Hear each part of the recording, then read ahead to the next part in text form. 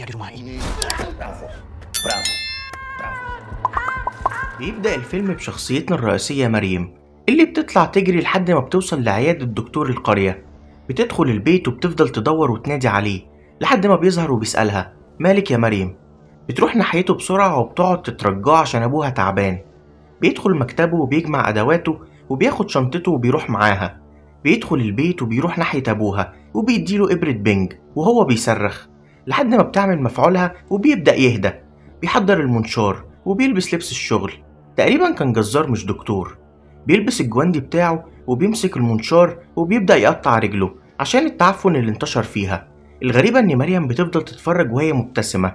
بيخلص الدكتور تقطيع وبتروح مريم تاخد رجل ابوها المقطوعة وتحطها جوه التلاجة، وقبل ما تقفلها بيعدي شبح من وراها بسرعة. بتلف جسمها وبتبص بس مش بتلاقي حد. بتقفل التلاجة بسرعة وبتروح تقعد مع ابوها. بيسألها دفنتي رجلي ولا لسه؟ بتقوله لأ لسه. بيتعصب عليها وبيقولها لازم تدفنها في أسرع وقت عشان اللعنة تدفن هي كمان.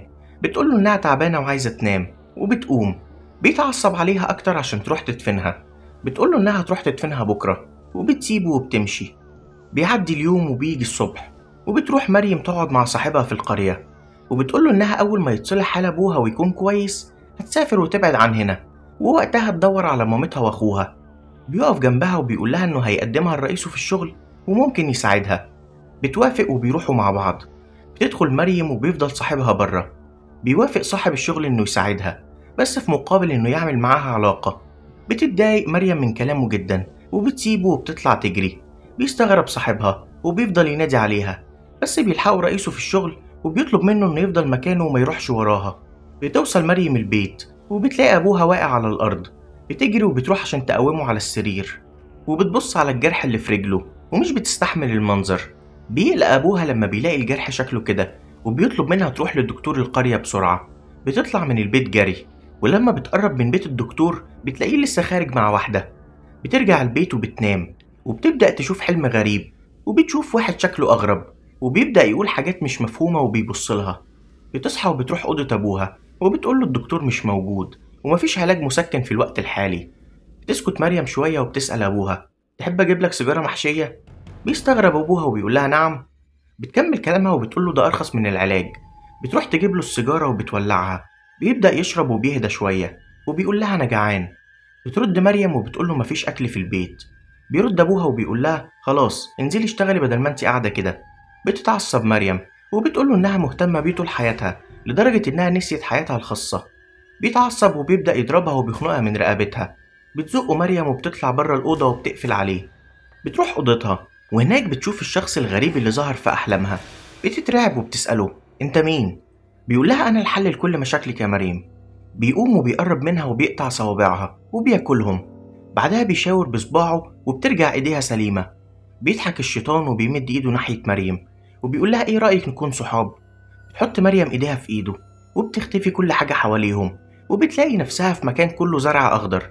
بتبص مريم وراها وبتلاقي مامتها بتجري عليها وهي بتعيط وبتحضنها. مش بتصدق مريم اللي بيحصل لحد ما مامتها بتقول إنها راجعة البيت قريب وإنها لازم تعيش شبابها وكفاية معاناة وتعب لحد كده. بتفرح مريم وبتحضنها أكتر. بتفوق مريم وبتشيل إيديها من إيد الشيطان وبتحاول تاخد نفسها. بيستغل الشيطان الفرصة وبيقولها أنا أقدر أخلي ده يكون مستقبلك، ده في حالة إنك وافقتي تكوني صاحبتي.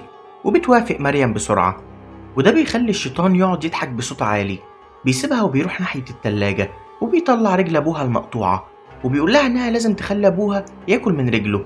بتروح مريم وبتبدأ تطبخ رجله في الحلة وبتاخد طبق وبتدخل لأبوها وبتبدأ تأكله لدرجة إنه بيعجبه الأكل جدا وبيطلب منها تاني.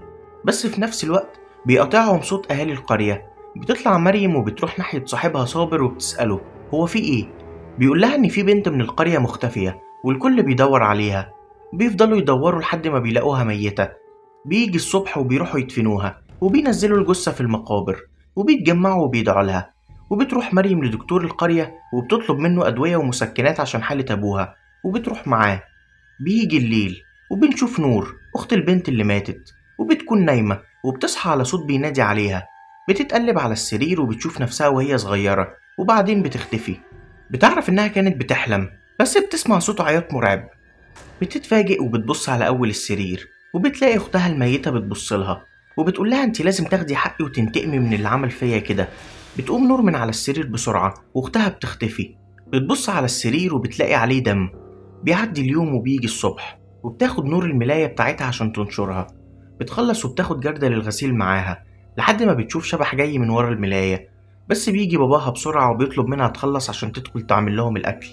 بنروح لمريم اللي بتكون نايمة في سريرها وبنشوف الشيطان بيبدأ يوسوس لها باللي المفروض تعمله. بتصحى مريم وهي مفزوعة وبتلاقي الشيطان بيدخل أوضتها وبيقولها لما أبوك يخف تقدري تسافري تعوضي حياتك اللي ضاعت. بيقرب منها وبيمسكها من وشها وبيقولها بصوت مخيف احفري القبر بتاع البنت اللي لسه ميتة. بتروح مريم المقابر بالليل وبتقعد تحفر فعلا والشيطان واقف بيتفرج. بترجع مريم البيت وبتشغل أغاني وبتقعد ترقص وبتروح لجثة البنت وبتطلع قلبها وبتقعد تطبخه وبتاخد الطبق وبتروح لأبوها وبتأكله منه وبتحط باقي الجثة في التلاجة وبتفتح المطعم بتاعهم وبتبدأ تأكل الناس هما كمان من الجثة بنفس الطريقة. وبتبدأ ناس كتير تتجمع في المطعم لحد ما بيجي شاب وبيقول لهم جثة البنت اللي ماتت اختفت، في حد نبش قبرها. بيروحوا معاه وبتروح مريم معاهم. في نفس الوقت بتوصل نور لقبر أختها وبتزعق في أهالي القرية وبتقول لهم إنها هتنتقم من اللي نبش قبر أختها. في نفس الوقت بتبدأ مريم يبان عليها الخوف وجسمها بيبدأ يترعش وبتسيبهم وبتمشي. بيلاحظ دكتور القرية كده وبيروح وراها. بتقعد مريم تجري وعمالة تسمع همسات الشيطان جوه ودنها لحد ما بتوصل البيت وبتشوف الشيطان قدامها وبيسألها انت خايفة مني؟ أنا بعرض عليك السلام الأبدي، أنا أقدر أحقق كل أحلامك. بتسيبه مريم وبتدخل البيت وبيدخل الشيطان وراها وبيبدأ يقول لها صابر صاحبك بيساعدك عشان هو مش عايز منك غير حاجة واحدة بس. وبيبدأ يبص على جسمها وبيقول لها ايه رأيك نستفاد منه؟ طالما عايزة تمشي من القرية يبقى عايزة فلوس. الحل الوحيد تقتلي صابر ونبيع لحمته الطازة لأن لحمة الجثة اللي جوه اتعفنت خلاص. بتتغير ملامح الشيطان وعيونه بتقلب وبيبدأ يكلم مريم بحدة وبيقول لها في نفس الوقت أقدر أخلي حياتك جحيم وتفضلي طول حياتك هنا في القرية وتعيشي في حزن ومعاناة كأن مفيش حاجة اتغيرت في حياتك. بيقرب منها وبيحذرها بس بيدخل صابر عشان يطمن على مريم. بيضحك الشيطان بصوت عالي وبيروح يقف جنب مريم وبيشاور لها على صابر وبيقول لها تذكرتك للحرية هتاخديها ولا لأ يا مريم؟ في نفس الوقت صابر بيحاول يطمن عليها وبيقول لها القرية فيها حاجات كتير عمالة تحصل ومش مفهومة وبيطلب منها انهم يسيبوا القرية دلوقتي حالا. بيروح الشيطان ناحية ابوها وبيفضل ينادي على مريم عشان ترفض العرض بتاع صابر بس مريم بتوافق وبيطلع صابر يستناها لحد ما تجمع هدومها وحاجتها قبل ما يمشوا. بيروح صابر المخزن بتاع بيت مريم وبيشوف الأسلحة ومريم بتطلع من أوضتها وبتروح لباب البيت بس الشيطان بيوقفها وبيقول لها يا تسمعي كلامي يا تموتي. بترد مريم وبتقول له يبطل يوسوس لها بالشر في ودانها وإن حياتها باظت بسببه أكتر من الأول. بيسكت الشيطان ومش بيرد عليها وهي بتسيبه وبتمشي. بيحاول أبوها يطلع ويوقفها عن قرارها بس بيختل توازنه وبيقع على راسه. بنرجع لصابر اللي بيشوف التلاجة وبيبدأ الفضول يزيده حيرة وبيفضل يفكر يفتحها ولا لأ لحد ما بيفتحها وبيشوف راس الجثة. في نفس الوقت بتوصل مريم وبتدي صابر حقنة منومة عشان ما يروحش يحكي لحد سرها. بيفوق صابر وبيلاقي نفسه مربوط وبتبدأ مريم تفك هدومه عشان تقطع من جسمه وتبيع لحمه في المطعم بس صابر بيعترف لها انه بيحبها وانه كان خايف يقول لها. بتقف مريم شوية محتارة لحد ما بتسمع الشيطان بيضحك وبيقول لها محدش بيحبك غيري يا مريم. بتصدقه مريم وبتروح تجيب سلاح وبتبدأ تقطع في جسم صابر وده بيخلي الشيطان يضحك أكتر وأكتر. بنروح لنور أخت البنت اللي ماتت واللي بتكون نايمة في سريرها وبتبدأ تسمع أصوات غريبة جاية من الدولاب. بتبص ناحيته وبتلاقيه بيفتح وبيقفل لوحده. بتقوم وهي خايفة وبتروح ناحية الدولاب وبنشوفه وهو بيفتح تاني لوحده من غير ما حد يلمسه. وبنشوف ايدين شبح طالعة من جوه الدولاب وبترمي اسورة ناحية نور. بتوطي نور وبتاخد الاسورة وبتلاقي شبح قدامها. بترجع لورا بسرعة من الخوف وبيشاور لها الشبح على الاسورة والكلام اللي مكتوب جواه وبيختفي. بيفوق ابو مريم وبيفضل ينادي عليها وبيروح ناحية المخزن وبيشوفها وهي بتقطع في صابر. بتاخده مريم وبتطلعه بره وبتقعد تضربه وبتقوله انت السبب في كل ده عشان تكون صحتك كويسة وبعدها سافر ادور على مراتك وارجعها للبيت عشان اشوف حياتي لأول مرة وعيش سني. بيعدي اليوم وبيجي الصبح وبتروح نور للست اللي مكتوب اسمها على الاسورة وبتسألها ازاي الاسورة دي وصلت لاختها قبل ما تموت بس الست بتزعق وبتقول انها حرامية. وبيجي شاب بيضرب نور وبياخد منها الاسورة وبيبان انه مضطرب. بترجع نور البيت وبتنام وبتبدأ تحلم كالعادة، بس المرة دي بتشوف الشيطان في حلمها. بتصحى بسرعة وبتلاقي الشيطان قدامها وبيقول لها: فاكرة الاتفاق اللي كان ما بيننا يا نور؟ هساعدك ترجعي ذاكرتك. بنرجع للماضي وبنشوف نور وهي بتهتم بأختها المريضة، لحد ما بيظهر الشيطان في شكله البشري وبيدي هدية لنور وبيقعد يضحك. بنرجع للحاضر وبيبدأ الشيطان يكمل كلامه وبيقول لها: بس انتي دلوقتي سبتيني وده مزعلني، ودلوقتي بعد وفاة أختك حياتك ملهاش لازمة. بيلف الشيطان وبيروح وراها ناحية ودنها وبيقول لها: ايه رأيك نرجع زي زمان؟ وبيمشي لسانه على خدها وبيقعد يضحك. بتطلع نور بسرعة وبتروح عشان تتوضى، بس بتكتشف ان المية بتتحول لدم. بتمسح وشها بسرعة وبتصرخ لحد ما بيجي ابوها وبتعرف انه كان بيتهيأ لها. بتكمل وضوء وبتروح تصلي في أوضتها، ولما بتنزل تسجد بتلاقي نفسها في مكان غريب وبتشوف أختها اللي ماتت بتستنجد بيها. بترجع لأوضتها وبنشوف الشيطان قاعد قدامها وبيقول لها: يا نور، مش عايزة تعرفي مين قتل أختك؟ بيقرب منها وبيقول لها لازم تنتقمي ليها. بتصحى نور مفزوعة وبنعرف إنه كان حلم. بتنزل من السرير وبتروح تجيب صندوق خشبي من أوضتها وبتروح تقعد. بتفتح الصندوق وبنشوف عمل شكله غريب وتمثال صغير على شكل شيطان. بترجع الذاكرة لنور وبنعرف إنها كانت بتشتغل معاه وكانت بتعمل أعمال وطقوس، وبدأت تعمل أعمال تاني دلوقتي مع الشيطان عشان تنتقم من اللي قتل أختها. وبتيجي الصورة على الشاب المضطرب وهو على سريره. بيعدي الوقت وبيروح دكتور القرية عشان يطمن على نور، بس في نفس الوقت بيجي واحد وبيقوله في واحد ميت لسه مكتشفينه. بيروح الدكتور وبتروح معاه نور عشان تقدم له المساعدة في تشريح الجثة، وبيطلع أبو نور ومش بيعجبه إنها راحت مع الدكتور. بيوصل دكتور القرية وبيشوف الجثة، وبنعرف إنه الشاب المضطرب اللي كانت لسه نور بتعمل له عمل ومعاها الشيطان. بنرجع لمريم اللي شغالة في مطعمها وبتقدم الأكل للزباين، لحد ما بنسمع صوت صريخ من أبوها وبنعرف إنها ربطها عشان ما يطلعش يقول حقيقة المطعم وإن دي لحوم بشرية.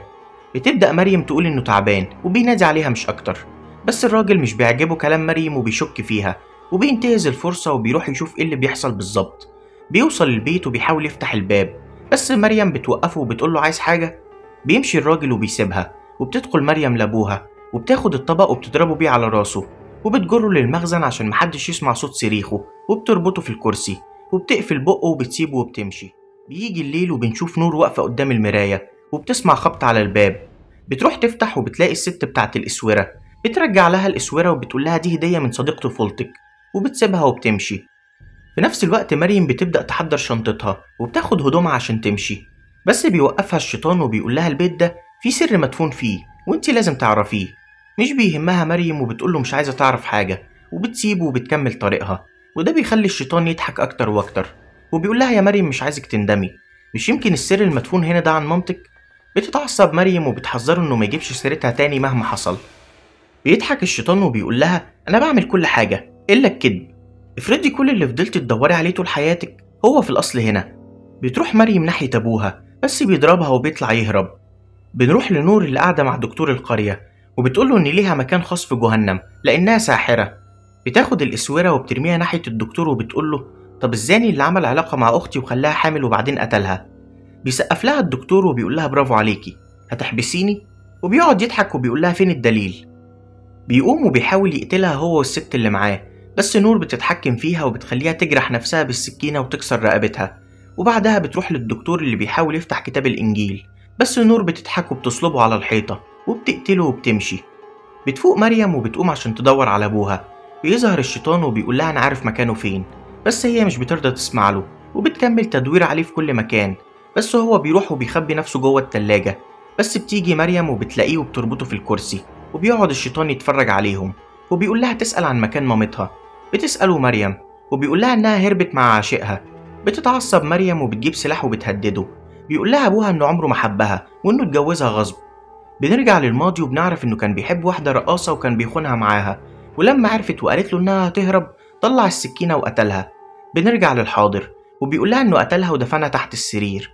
بتاخد مريم السكينة وهي منهارة وبتطعنه في رجله، وبتجيب المقص وبتقص لسانه. بيضحك الشيطان وبيقعد يسقف لها. بتاخده وبتحطه على الترابيزة وبتكمل تقطيع فيه، والشيطان في الخلفية مبسوط وبيضحك وعمال يقطع ايده من كتر التسقيف ليها. بيطلع تمثال صغير وبيقول لها عبوديه، ووقتها هجيلك وقت ما تكوني عايزاني وهتكون معاكي كل القوة اللي انت عايزاها. بتروح مريم تشيل السرير وبتقعد تحفر بسرعة لحد ما بتلاقي جثة أمها، وبتاخدها في حضنها وبتفضل تعيط وبتنام لحد ما بيجي الصبح. بتروح مريم تلم حاجتها عشان تسيب القرية، بس بتوقفها نور وبتقول لها الشيطان قال لي إن جثة أختي هنا، ما تعرفيش فين؟ بتحط مريم إيديها ورا ظهرها وبتحضر سلاحها، بس بتدخل الرقاصة اللي كانت عشيقة أبوها وبتقعد تضحك وبتقول لها سمعت إن جثته هنا، ما تعرفيش مكانها؟ بتتعصب مريم وبتحضر سلاحها عشان تقتلها وبتقول لها انتي سبب كل البؤس اللي في حياتي، وده بيخلي الرقاصة تقعد تضحك أكتر وأكتر. بس كده صديقي المشاهد، لو عايز تشوف الجزء التاني في أسرع وقت ما تنساش تعمل لايك وشير للفيديو وتشترك في القناة. أشوفكوا الفيديو الجاي، سلام.